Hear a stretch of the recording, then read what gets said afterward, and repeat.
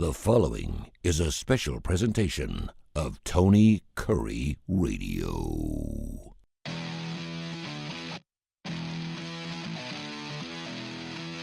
Welcome in, students of the game. My name is Alex Baumann, and I'm joined by my co-host today, Nathan Glidewell.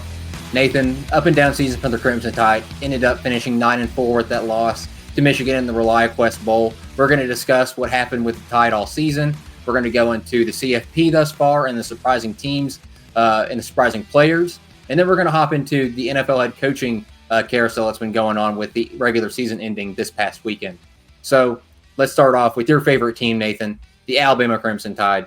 Rough year, 9-4. For most teams, that's a really good season. But for Alabama fans, they're not a fan of a 9-4 season. The standard's higher for the Crimson Tide.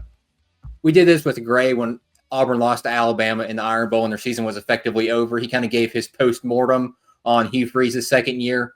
What were your thoughts on Kalen DeBoer in his first year at the helm for the Crimson Tide?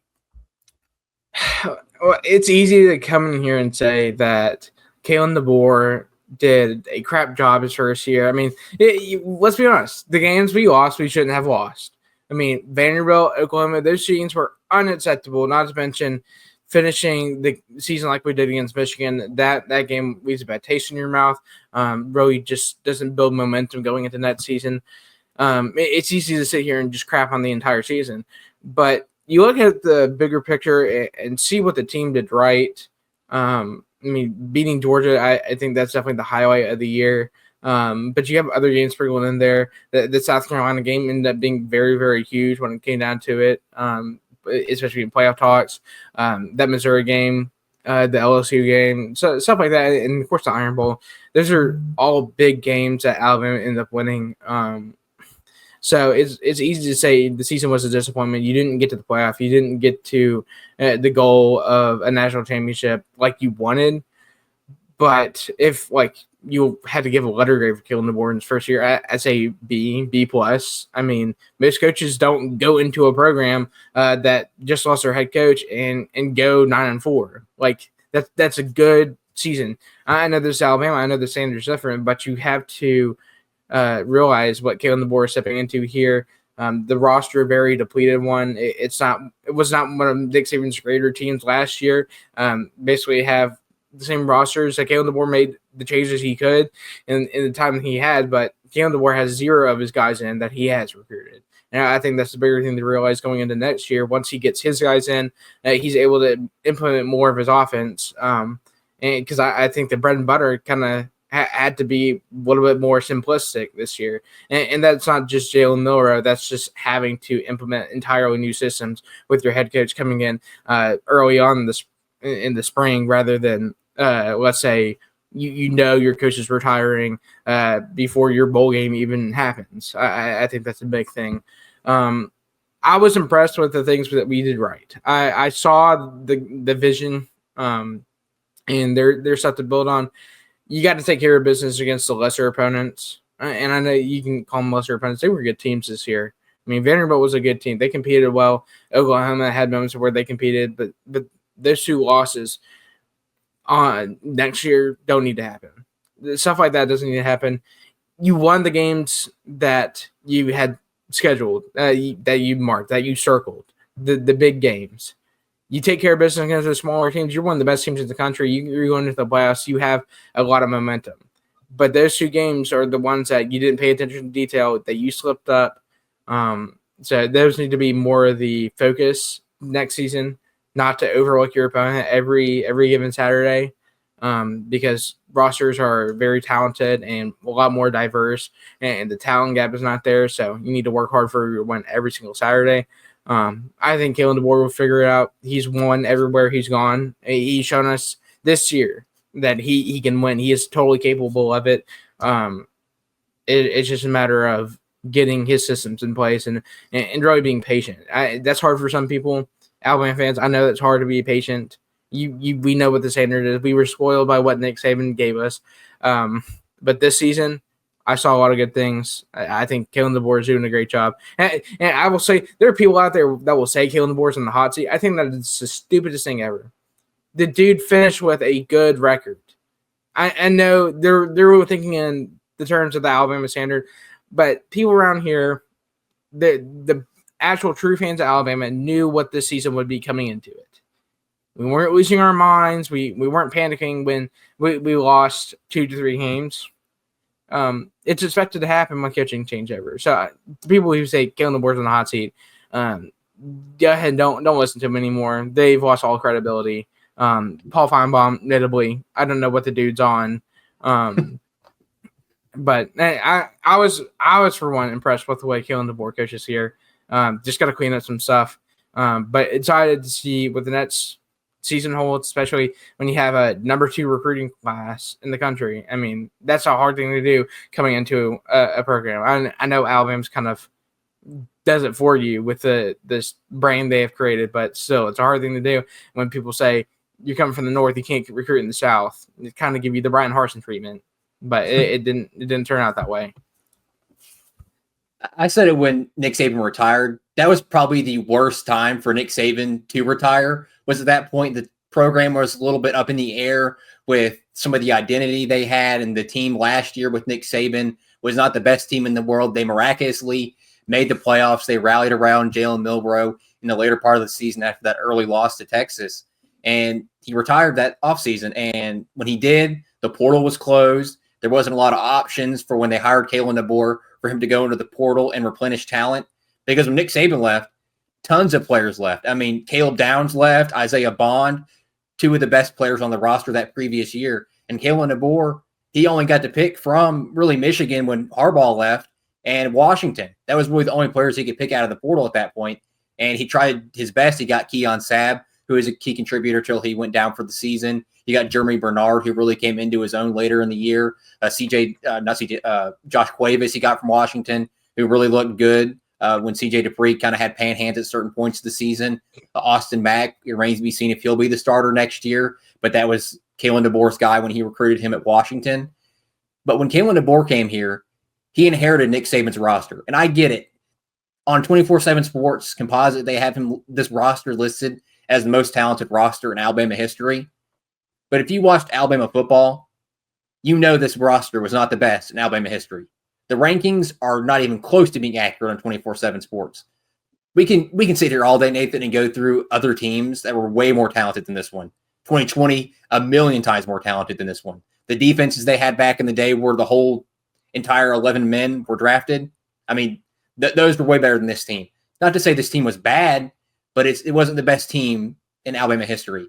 Kalen DeBoer was handed these players, and while they were talented, they didn't fit what Kalen DeBoer wanted to do. Jalen Milroe is not Kalen DeBoer type quarterback. A type quarterback that Kalen DeBoer likes is Michael Penix, a pocket passer with an ability to scramble, more of an improviser, I think is what you would say fits Kalen DeBoer's offense more than Jalen Milroe, who's more of a scrambler first, can't really do more than 1 to 2 reads and then has to go. It was a struggle for Milroe all season. And it wasn't all his fault. The offensive line really did struggle. The right side of it was pretty piss poor all year. Jaden Roberts still with an injury. Geno Vandermark had to come in. It was a rotation there at right guard. The right tackle was an absolute crap show. I mean, Elijah Pritchett, he's gone out of the portal. He didn't play great all year. He had flashes. Wilkin Formby, we saw that in the USF game, Nathan. He didn't look great, but then he'd come in certain points and look really good. Caden Proctor looked like the best offensive tackle in the league when he played Georgia. And then since that game, looked like crap. I know he's dealing with an injury too. Tyler Booker, he had some ups and downs this year. I think Parker Brailsford was the most consistent, good offensive lineman we had all year. But Kalen DeBoer did what he did with the hand he was dealt. And the hand he was dealt, while you can say it was really good, a really good roster, it's not the Kalen DeBoer players. And we have to give Kalen DeBoer the chance to get in his guys that fit the way he wants to play football.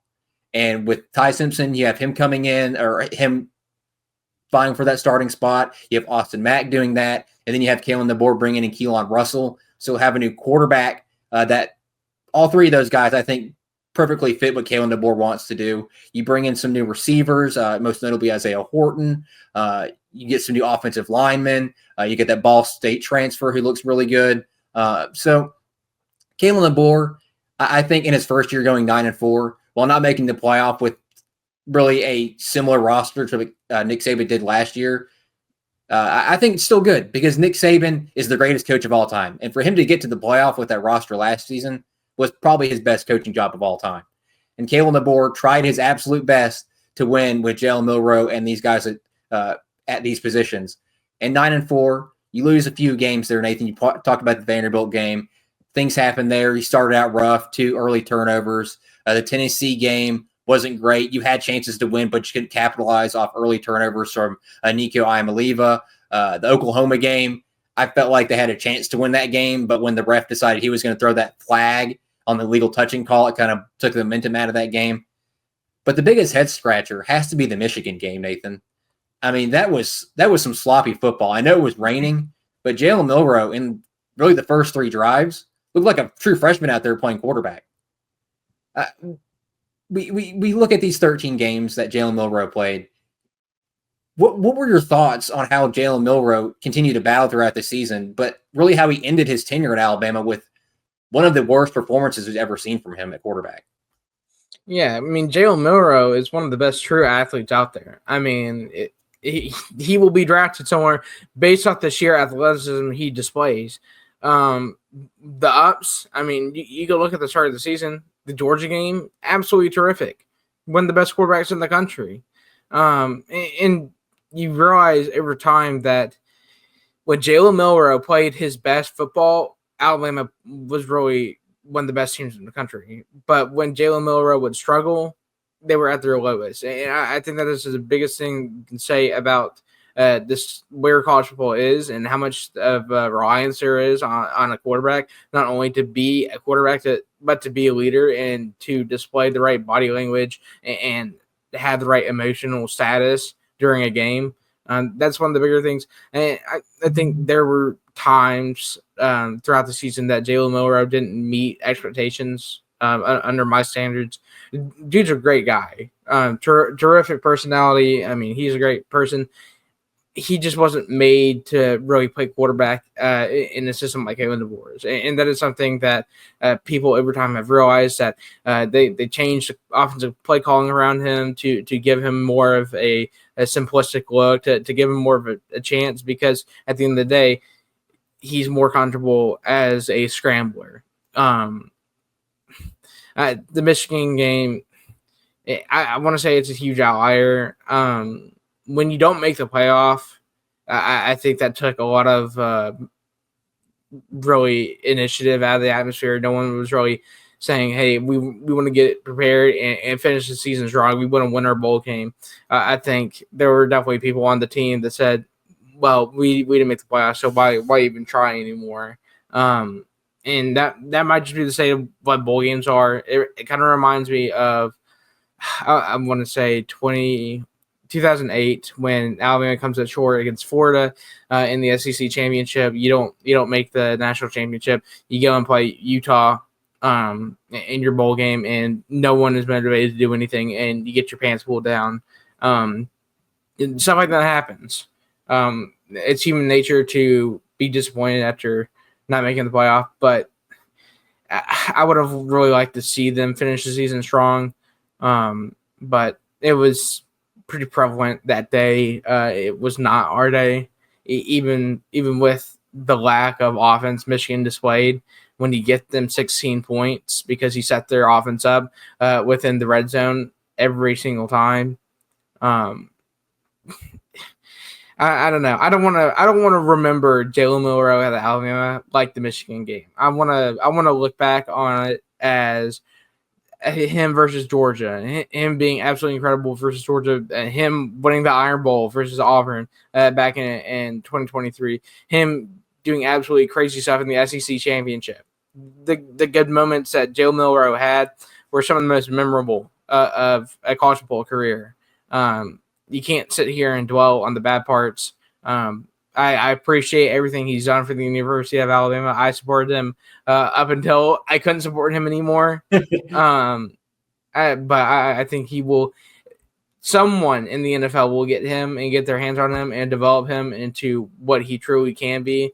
And that is something I'm excited to see, and I'll be very supportive of him throughout his NFL career and the rest of his life, as I do most Alabama players and alumni.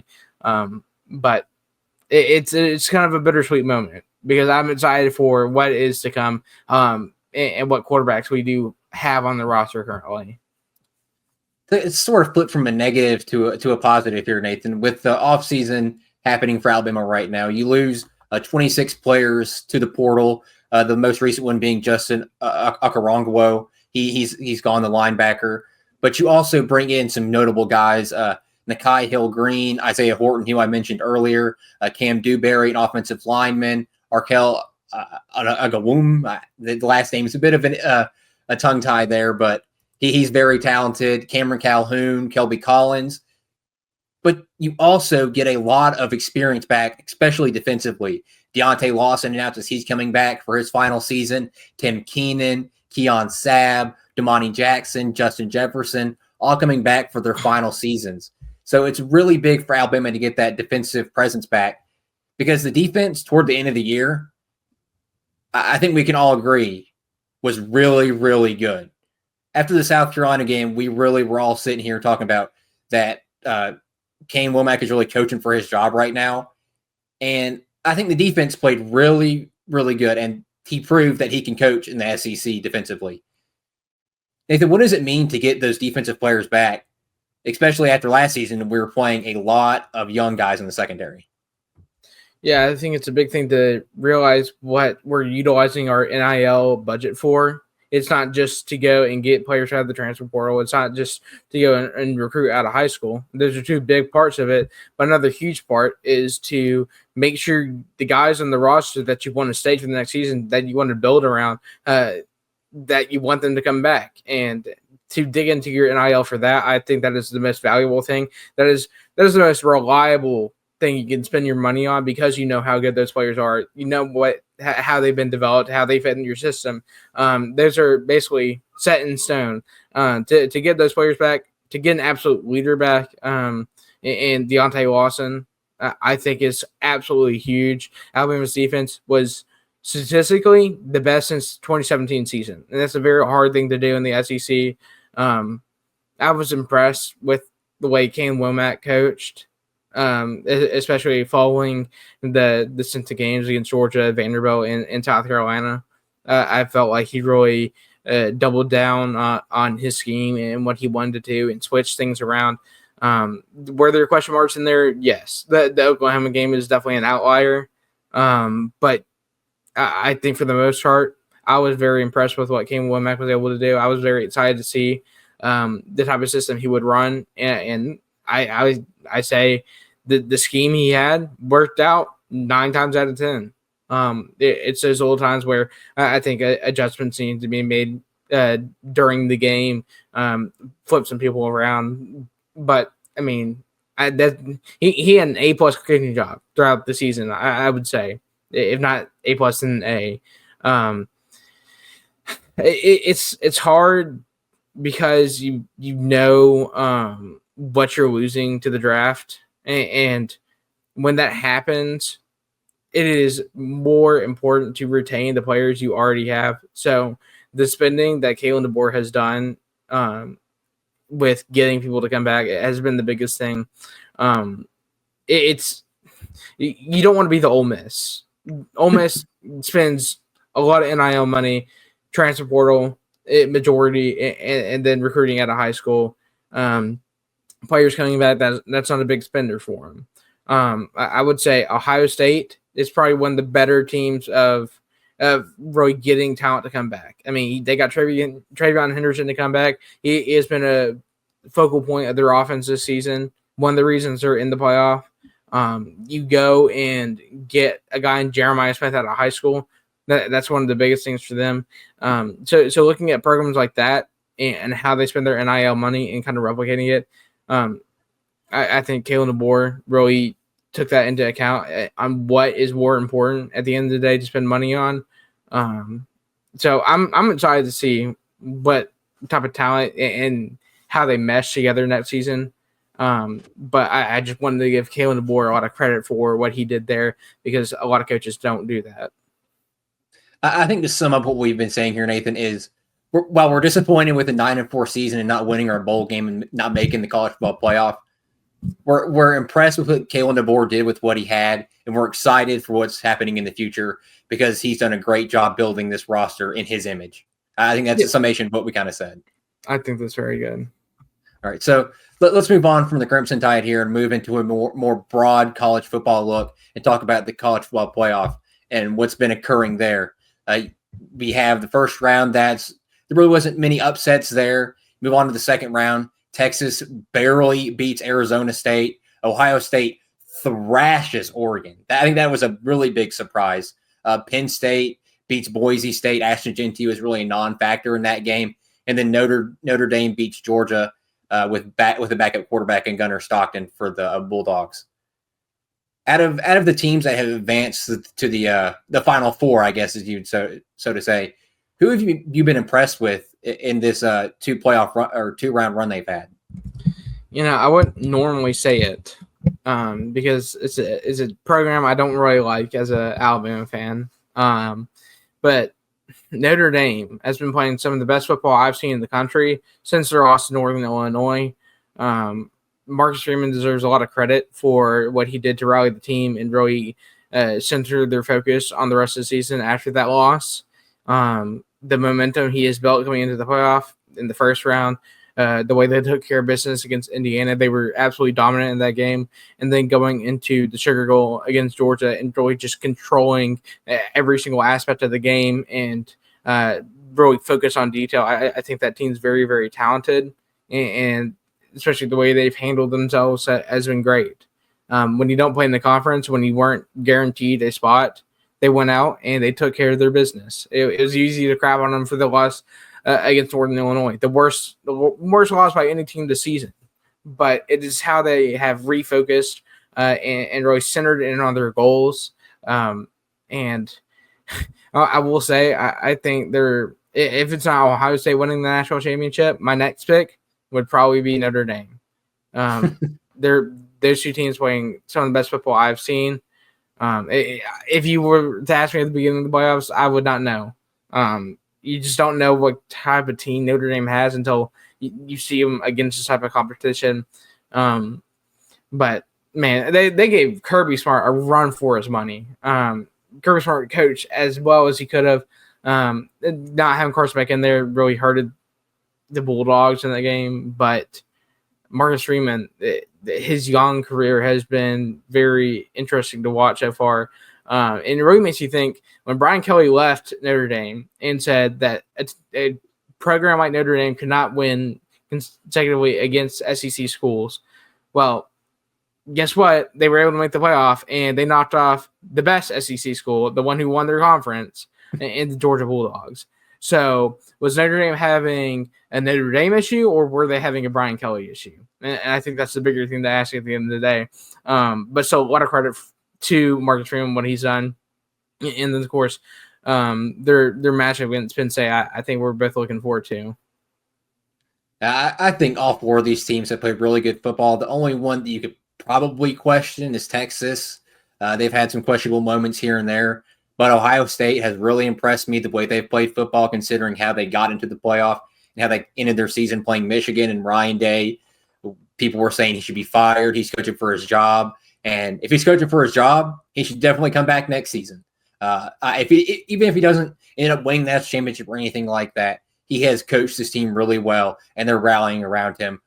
It's crazy to me that we're sitting here and three of the four teams last offseason, people were talking about firing their head coach. Ohio State, people were like, let's fire Ryan Day. Notre Dame, people were questioning Marcus Freeman. Can he win at Notre Dame? Well, he's winning now. Penn State, James Franklin, every year, can we fire James Franklin? Should they fire James Franklin? So these three coaches, you could argue they've been coaching for their jobs this season, and they have really done great in winning their jobs back if they were even on the hot seat with their athletic directors. I don't really think any of the three were at any point, but they have done an amazing job. The players have done an amazing job. I think Drew Aller for Penn State has been the most impressive player outside of Jeremiah Smith in the playoffs thus far. because going into it, I think we could both agree, Nathan, that Drew Aller wasn't anything special. We weren't really impressed with Drew Aller, but he has made some eye-popping throws to Tyler Bourne and other receivers. He's made great decisions with the football, and he's won the games he's needed to win at the quarterback position, which has been a question for him at Penn State.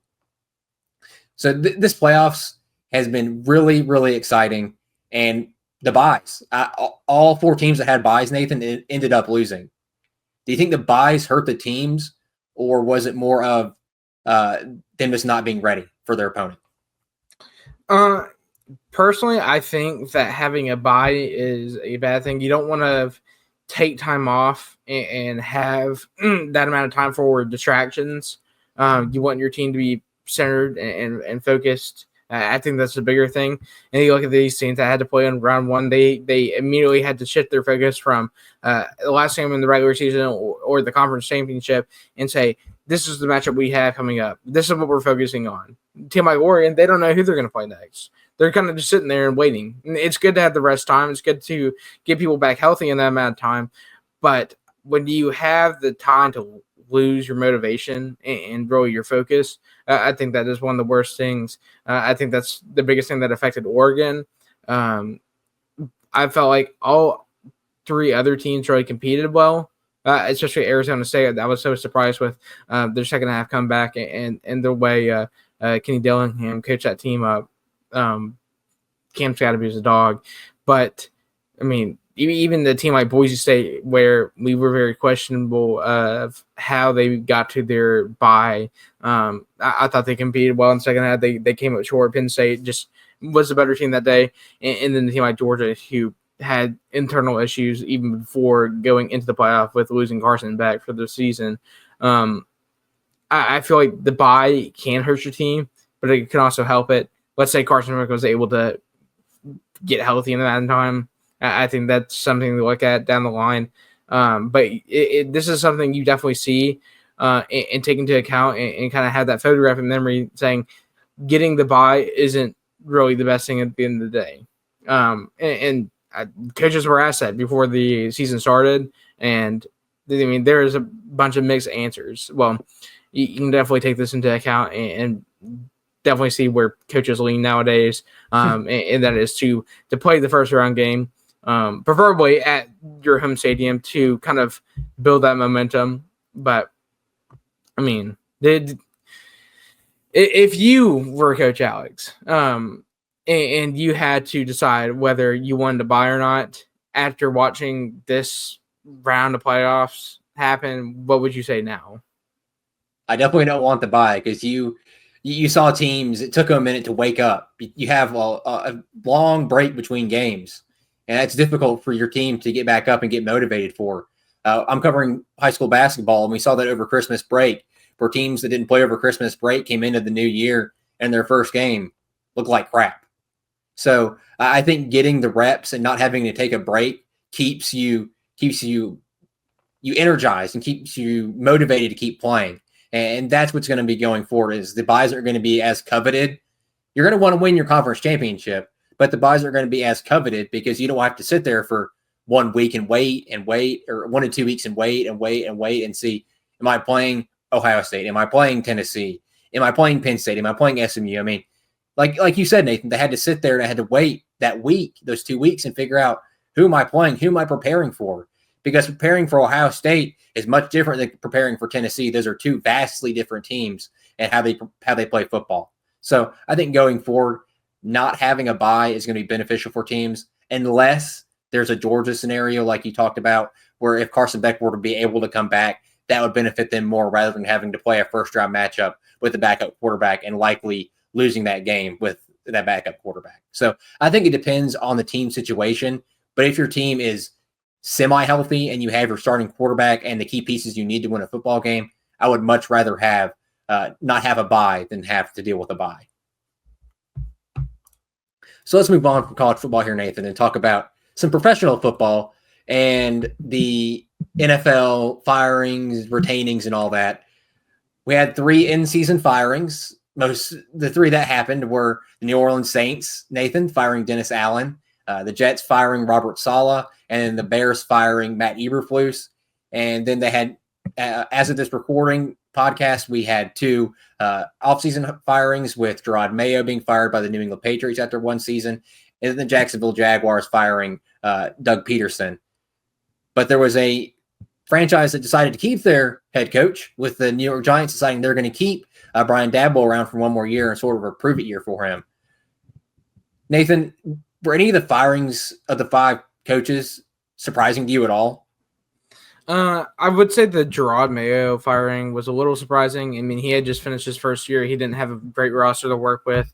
I know that the Patriots really failed in a lot of areas, but I thought it was kind of a surprising firing in a sense. I felt like he should have been given another year or so to really put his plan in place. You kind of jumped the gun with that one. And then a team like Jacksonville, who really has its pieces in place, Doug Peterson really was never able to capitalize on that. I mean, they went to the playoffs and came up short in those games. And I think that's the biggest thing. And then, of course, you lose Trevor Lawrence to injury this season. But even then, you still weren't one of the best teams. So at some point, you were having to make a change. The Jets are just in turmoil. Even with the Devontae Adams trade, they weren't able to compete like they wanted to. The Bears, they got Caleb Williams. They got their number one overall pick, but they haven't looked great. It goes back to how they controlled the game against the Lions and the poor clock management. And I think that really was the driving force behind that. And then Dennis Allen, one of the worst head coaches I've ever seen. Dude, I got nothing else to say. I will say everyone will be surprised at the Giants keeping Brian Daboll. I really do think he's a good coach. I think that he has been given some pretty poor cards. When you talk about your franchise that's sending Daniel Jones, and then he immediately basically robs you, and you really have no plan in place. You don't pay Saquon Barkley, and he goes. That is one of the worst decisions in all of the NFL I've ever seen. So Brian Daboll hasn't been given the really tools to succeed. I will say they hit on their draft picks. Malik Neighbors was a bona fide star this season. He'll be looking to have another great season next year. It's just a matter of bringing in a good quarterback and then improving the offensive line. I felt like the defense played good at times. The secondary needs a little bit of work. The defensive line is so very solid. So you've got to plug holes, and you've got to be able to take care of business in the one-score games. That's one thing they weren't able to do. They started the season hot, man. And I feel like just after time, the air went out of the room. They kind of lost their motivation. There were games in there sprinkled in that just were total vibe killers. But if any coach would be able to get this team back and straight, it'd be Brian Daboll. I mean, I remember his first year with the Giants and what he was able to take the team to do. So I don't think it's much of the coach being bad as the roster being incomplete. I don't know what Giants fans expect Brian Daboll to do when his starting quarterback is Daniel Jones, and then it's Drew Lock and Tommy DeVito. I mean, do they expect him to win 10 games and make the playoffs? You're a little bit crazy if you think you do, because Brian Daboll, he's a talented offensive mind, but he can't win you football games with a subpar starting quarterback. The GM, Joe Schoen, has done a terrible job building this roster. I mean, you go back to Evan Neal being drafted in the top 10, making a decision to extend Daniel Jones and not extend Saquon Barkley. I mean, you just handicapped yourself right there. Saquon Barkley just had a 2,000 rushing yard season, and Daniel Jones is on the Vikings. You cut him. So you tell me if you made the right decision or not. I mean, Brian Daboll was dealt a very poor hand. He has done a lot more with a lot less. He turned Tyrone Tracy, who they drafted in last year's draft, into a really good running back. I think he can be the future running back for the Giants. But it really comes down to what they do in this upcoming draft when it comes to the quarterback position, because that's their biggest need. Brian Daboll cannot win football games with Drew Lock as a starting quarterback. It's just not going to happen, especially in the division he's playing in. Dennis Allen, we spent tons of time on Dennis Allen, Robert Sala, and Matt Eberflus. Gerard Mayo dealt a really bad hand in New England. I think really came down to is the way he handled himself, especially in press conferences. And then the fact Mike Vrabel, this is going to be the one time they're going to get the opportunity to hire him. And it was really the decision that was made was Mike Vrabel is going to be a million times better head coach than Gerard Mayo ever will be. So let's just bite the bullet here, fire Gerard Mayo, take the brunt of that hit, and let's try to get somebody like Mike Vrabel in here to help Drake May out and really build this roster up. I mean, we look at Mike Vrabel when he's at Tennessee. Dude won football games with Ryan Tannehill at quarterback. So Mike Vrabel can do it. Doug Peterson, that I don't know what to say. The trajectory that team was going, and then you lose to the Chargers, blow the huge lead to the Chargers. I mean, it's rough. It's rough for him. I think all these teams that fire their head coaches have a lot of work cut out for them, and depending on what they do, they have some not only head coaching decisions to make, but quarterback decisions to make. New Orleans, they don't have one. The Jets, Aaron Rodgers, I mean, he looked terrible all year. The Bears and the Patriots are really the only teams out of the 6 coaches we've gone over that have, I think, set in stone quarterbacks. I don't think Trevor Lawrence in Jacksonville is the grand poobah of everything. I mean, Trevor Lawrence has looked terrible. I was told he's coming in. You could argue Mac Jones has had the same or slightly better season than Trevor Lawrence. That is the bad thing. I mean, I was told coming out that Trevor Lawrence was the best prospect since Peyton Manning when it came to quarterbacks. I'm still waiting for me to see a flash of Peyton Manning at any point. Do you think that at any point is going to happen, Nathan? No. I think he's capable of great things, but as far as living up to the hype, he was definitely overhyped, and that's not on him. He didn't create the hype, but you gotta play a little bit better. He definitely didn't do his team favors at times.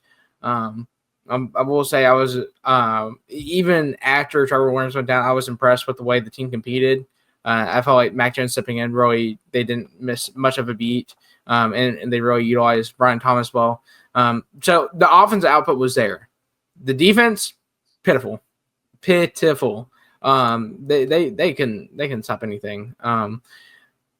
It's a huge question mark at quarterback. I think they'll be fine with Trevor Lawrence. But you need to move Mac Jones while his value is high. That is one thing you need to do. And then you really need to build well in the draft and really get some good guys for the secondary. And you really need to improve your defensive line. It felt like every single game I was watching, they struggle to get sacks.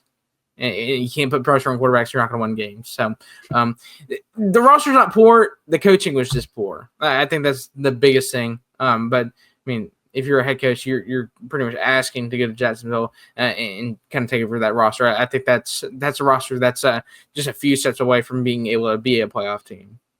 Yeah, just to correct myself from earlier, it was actually the Jaguars that rallied to beat the Chargers in that playoff game and ended up losing to the Chiefs. But then after that, they started the season 8-3 and then fell apart.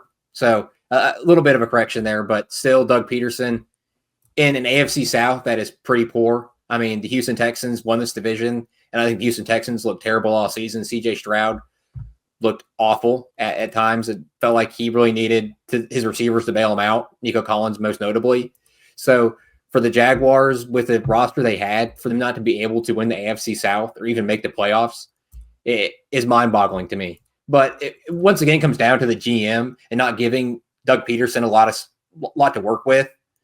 I mean, taking Trayvon Walker first overall over a guy like Aiden Hutchinson right now looks like the stupidest decision, or one of the stupidest decisions of all time.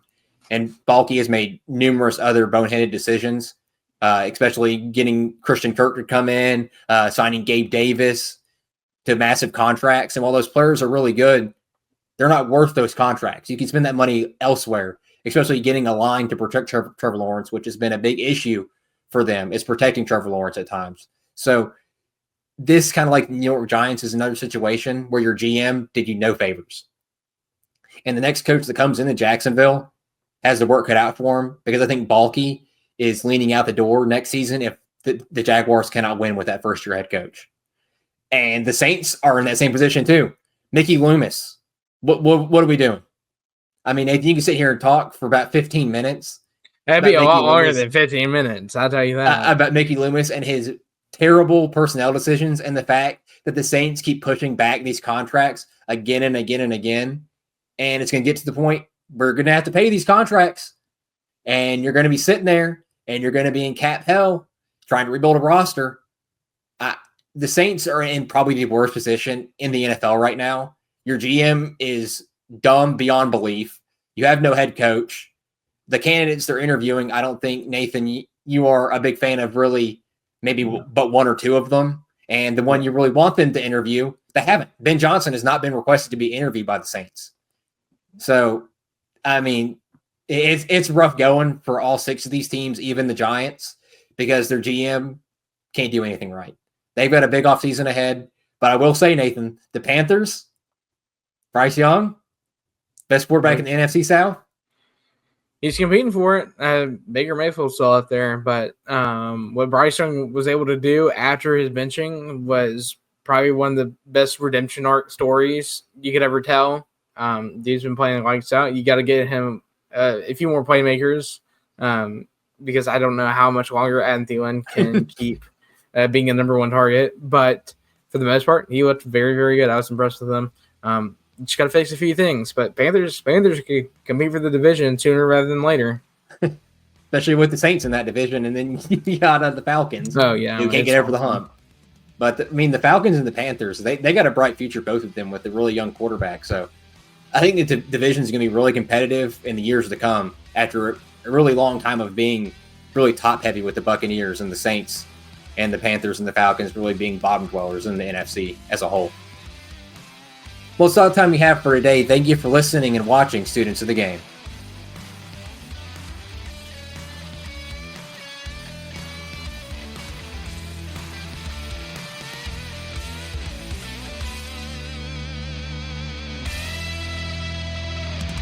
This has been a special presentation of Tony Curry Radio.